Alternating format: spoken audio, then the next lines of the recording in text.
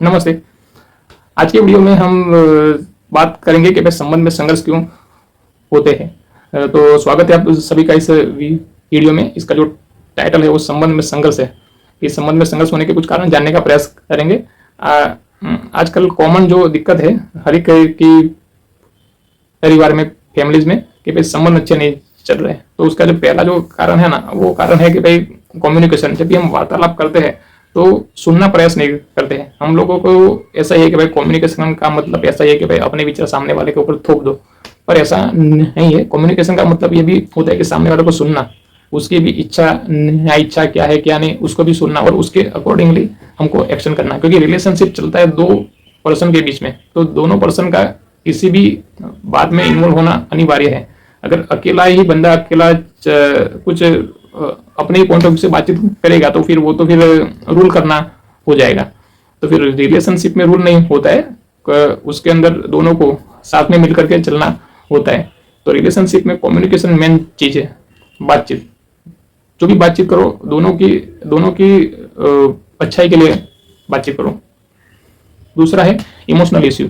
दो पार्टी के बीच में अगर मान लो कि कभी किसी एक की वजह से अगले को इमोशनली बैड फील करना पड़ता है, यानी उसकी भावना को कभी ठेस पहुंच जाता है, तो उसका रीजन जानने का प्रयास करो और उसको भी सॉल्व करने का उसी दिन सॉल्व करने का प्रयास करो। अदरवाइज क्या होगा कि महीनों के महीनों, सालों के साल उसको सॉल्व नहीं करोगे तो सामने वाले के दिमाग में वो फीलिंग हमेशा ट्रिगर करती रहेगी और वो जब भी आपके बारे में सोचेगा ना तो उसी फीलिंग को ध्यान में रख करके सोचेगा।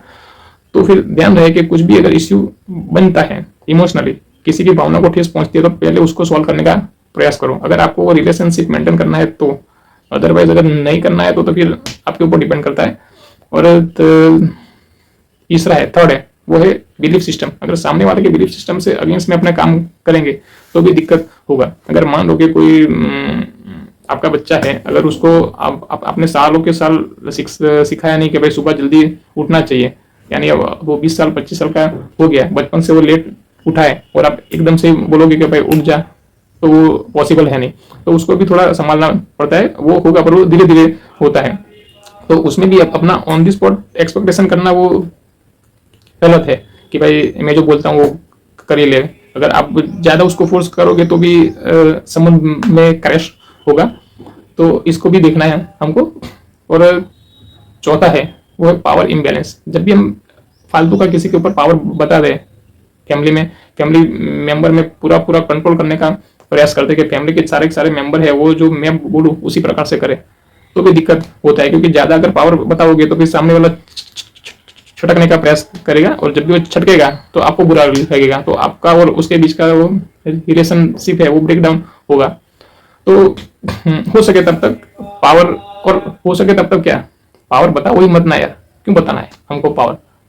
और कुछ बात है तो प्यार से बोल दो कि भाई ऐसा ऐसा है। फैमिली मेंबर में पावर नहीं चलता है। देखो, तो आज अपने 4 चीजों के बारे में बात किया: communication, emotional issue, power imbalance और बिलीफ सिस्टम। तो ये 4 चीज है, उसके बारे में थोड़ा चिंतन करो और उसके ऊपर थोड़ा प्रैक्टिस करो, तो रिलेशनशिप अच्छे हो जाएंगे। और अगर अच्छे है तो और भी अच्छे हो जाएंगे। ठीक है, धन्यवाद।